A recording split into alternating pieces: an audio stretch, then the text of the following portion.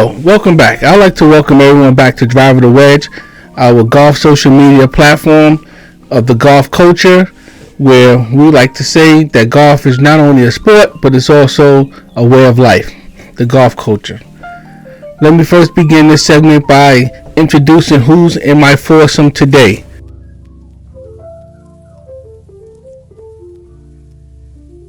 Today in my foursome is Sheree Chambers from Brooklyn, New York, Arkita Higgins from Brooklyn, New York, and Larissa Newell from Latham, New York. I thought I'd choose these three individuals who has been extremely supportive of this platform in honor of Valentine's Day, which just recently passed. So these distinguishable three women I would like to give a shout out to and thank them for supporting our social media platform, Driver the Wedge, by either commenting, sharing, and subscribing to all of our media platforms in an effort to support and grow the game of golf and to help us share this content to those who are new to the game, existing players in the game, and those who just want to follow the sport that we all have grown to know and love. So thank you, Sheree, Arkita, and Larissa for your support. Now, the next segment we're going to go into is what's on the tee. Who's on the tee?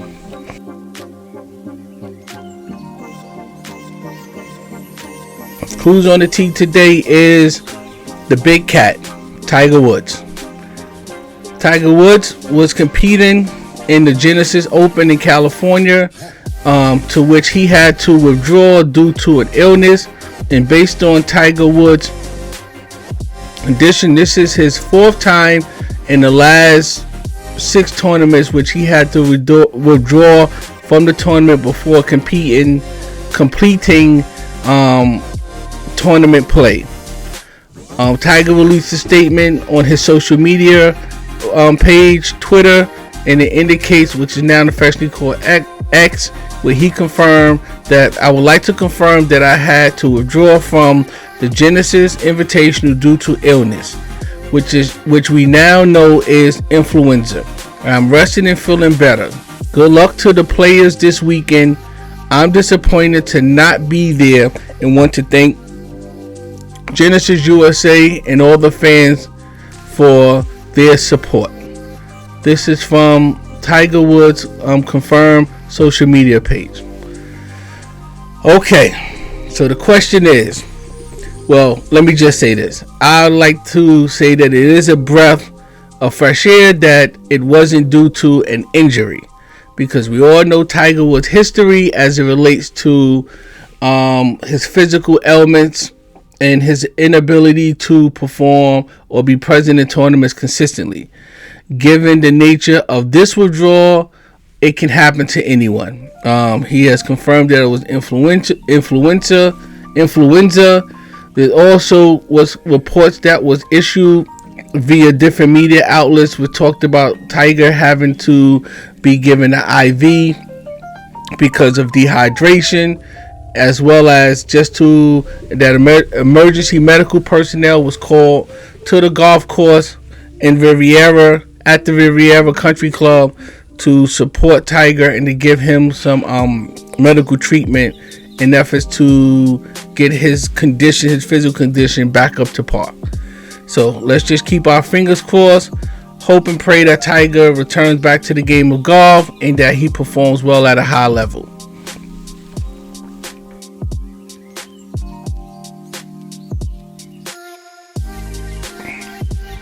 Next up on the tee is Jordan Speith. Jordan Speith was disqualified from the same tournament, the Genesis Open, for signing the wrong scorecard. It happened. He was disqualified in the second round of Genesis Invitational on Friday for signing the incorrect scorecard.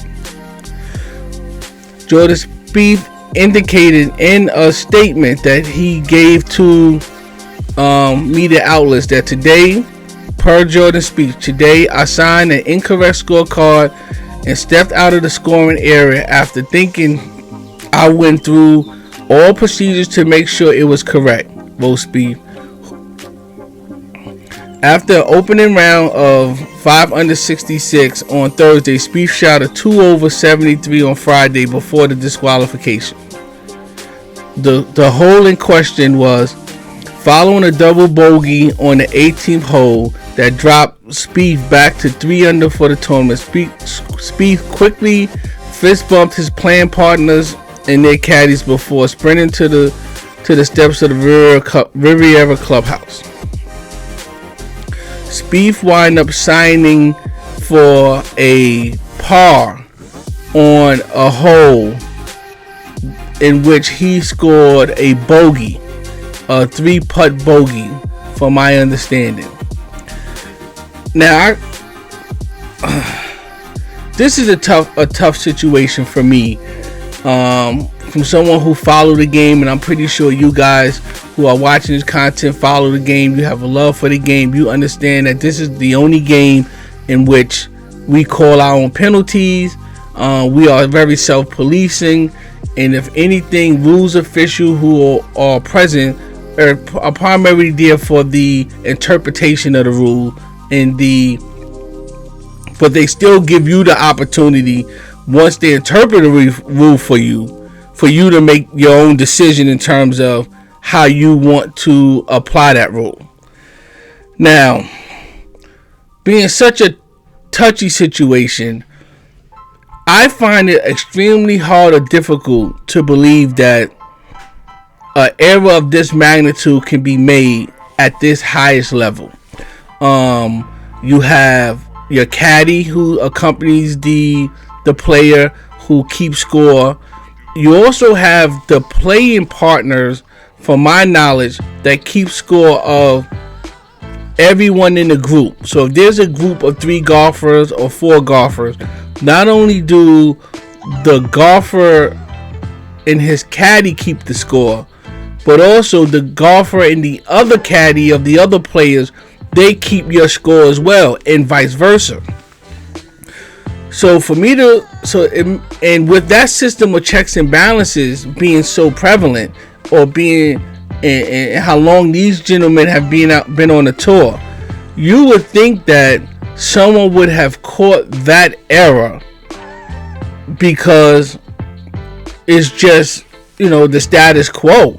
That's, in my opinion, that's the reason why this apparatus or these individuals have such a role in terms of being your caddy understand each other's roles and responsibility to self-police, because that's what we do in the game of golf. We self-police. So, and I'm not trying to question anyone's competitiveness or integrity or desire to win when I say competitiveness, but it can bring to question if Speith probably thought that he was, because of the double bogey and where the leaders were at, if he actually had a chance to win or not. So sometimes, and this is just a question, this is not an accusation, would it surprise you if a player decide, I don't have a chance to win, and I'm going to take the easy way out and cut my week short and head on back home? And signing the incorrect scorecard is in their mind, a more acceptable way of withdrawing from the tournament than to just say, I don't want to play no more. Just a question. I ask everyone, I'm open to any feedback, any dialogue. If anyone who's watching this content decide, oh, DA, you're crazy, them players would never do that, how can you even draw to that conclusion, leave a comment in the comment section. I'm open, I'm receptive to any feedback. It's just a question, because I just find it kind of difficult for an error this egregious to be made at this level of golf. That's just me. Let me know. Give me some feedback. Share your opinions, share your thoughts, share your ideas. If I'm off base, I'm open and receptive to having my coattail pulled or being held accountable to this wayward assertion that this is what took place. Let me know.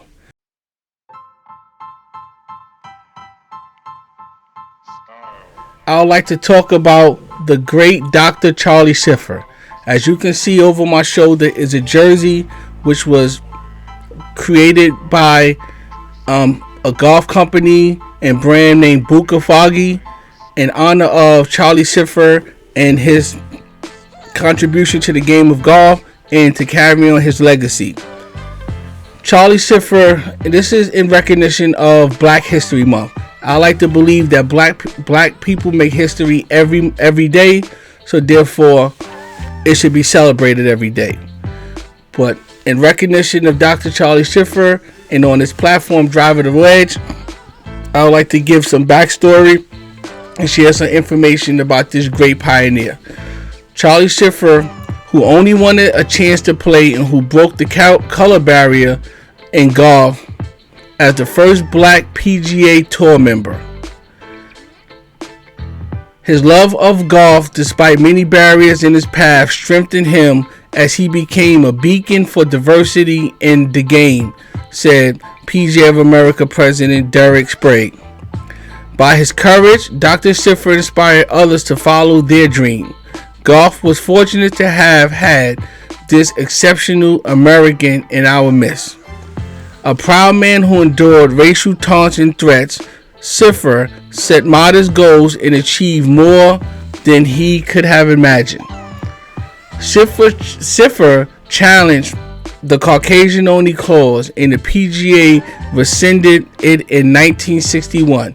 He won the Greater Hartford Open in 1967 and the Los Angeles Open in 1969.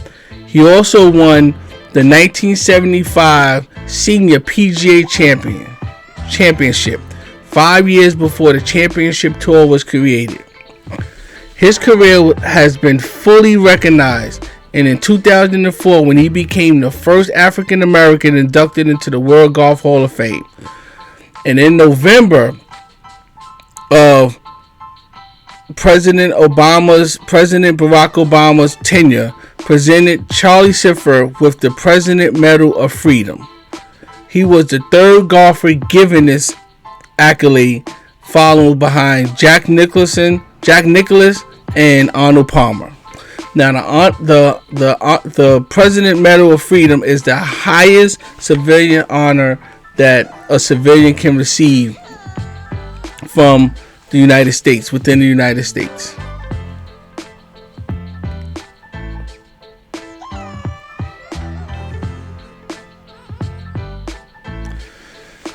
Now, Dr. Sifford was born in Charlotte, North Carolina in 1922. Dr. Sifford was often referred to as the Jackie Robinson of golf, being that he not only challenged the Caucasian-only clause, but he also broke the color barrier by being the first person in 1961, hence the number 61, to receive his PGA card and play on the PGA Tour. So for those who don't know, now you do know about this African American pioneer and legend, Dr. Charlie Sifford.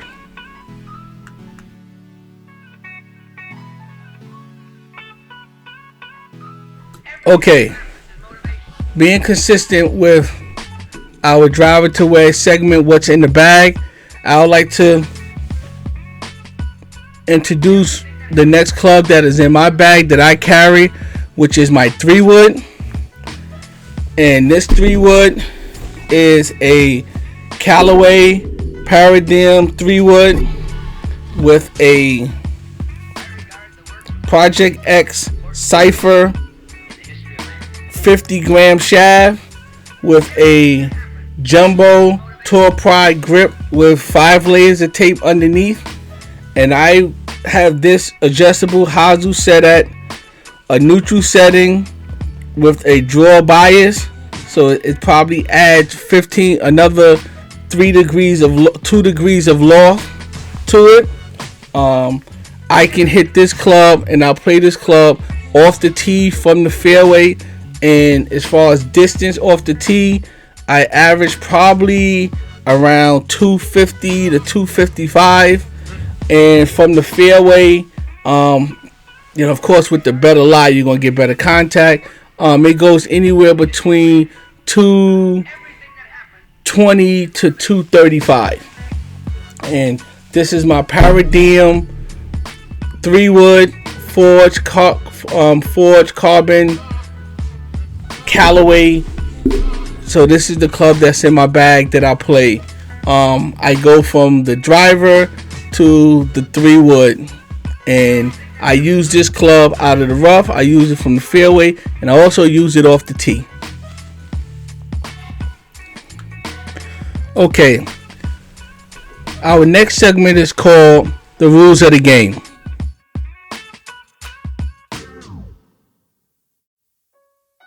And these rules derive from the USGA R&A Rules of Golf, effective January 2023. In keeping with what recently transpired at the Genesis Open invitation, involving Jordan Speith, I thought it'd be an opportune time to talk about scoring and turning the scorecard.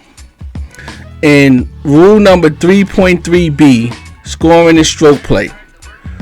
The player's score is kept on their scorecard by the marker, who is either identified by committee or chosen by the player in a way approved by the committee. A player must have the same marker for the entire round unless the committee approves and change either before or after it happens. The marker responsibility: entering and clarifying hole scores on the scorecard. After each hole during a round, the marker should confirm with the player the number of strokes on that hole, including strokes made and penalty strokes, and enter the gross score on the scorecard. When the round has ended, the marker must clarify the hole scored on the scorecard. If the player had more than one marker, each marker must clarify the score for those holes where they were the markers. But if one of the markers saw the player play all the holes, that marker may clarify the scores for all the holes. Now, the player's responsibility: clarifying hole scores and returning scorecards. During the round, the player should keep track of their scores for each hole. When the round has ended, the player should carefully check the hole scores entered by the marker and raise any issues with the committee. The player must make sure that the marker clarifies the hole scored on the scorecard. The player must not change a hole score entered by the marker except with the marker's agreement or the committee's approval. And the player must certify the holes scored on the scorecard and promptly return to the committee, after which the player must not change the scorecard. If a player breached any of these requirements in Rule 3.3, the player is disqualified. So as you can see, that is clearly what transpired. Also, number 3, wrong score for a hole. If a player returns a scorecard with a wrong score for any hole, return score higher than the actual score, meaning a player made a 4 on the hole but they wrote 5 on their scorecard. The highest score returned score stands for that hole. So it don't get no do-over. You can add to your score, but you can't take away from it, from what you actually scored. So there's no penalty. So if you made a 4 and you wrote a 5, then you made a 5 on a hole. But if you made a 4 and you wrote a 3, here's the next part. return score lower than the actual score, or no score returned, meaning you leave it blanked, the player is disqualified. So what that's saying is, if you score 4 on the hole and you write a 5, the 5 is going to stand and you can still continue play, whether it be for the next round or the next match, if it's match play. But if you score 4 and you wrote a 3 on your scorecard, then you're disqualified. That's the end of your tournament. So for rule 3.3 stroke play, section 3.3b scoring and stroke play, you have to keep the correct score.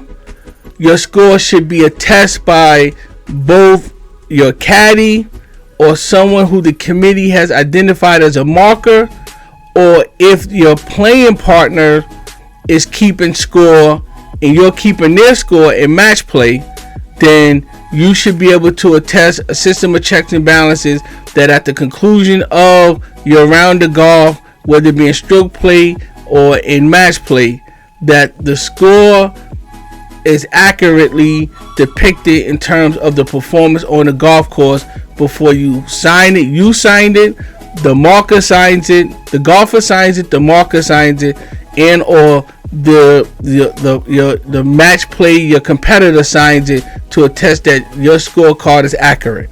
If your scorecard is inaccurate and you added more strokes, then that's what it stands.